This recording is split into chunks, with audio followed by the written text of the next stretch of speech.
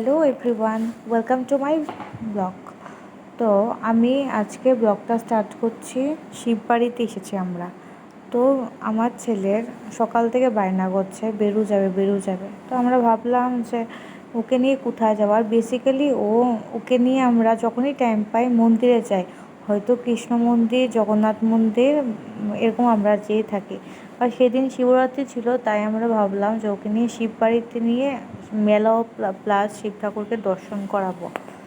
তো ও তো ভীষণ এক্সাইটেড এখানে এসে সব কিছু দেখে, এত মানুষ তা প্লাস মেলা এরকম দেখে ও তো খেলনা জিনিস দেখে ভীষণ এক্সাইটেড।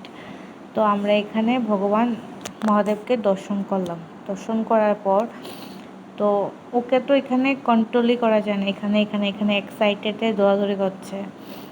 তো আমরা এরপর এখানে এসে দেখি খুব সুন্দর রাধা কৃষ্ণর মন্দির, সেখানে আমরা দর্শন করলাম। করার পরে এবার আমরা মেলা ঘুরছি, সেখানেও খুব সুন্দর সুন্দর জিনিস উঠেছে।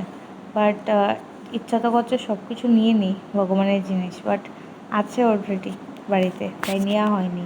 খুব সুন্দর বাঁশ বেতের তৈরি জিনিস আছে। তো আজকের জন্য এতটুকুই, দেখা হচ্ছে নেক্সট ভিডিওতে।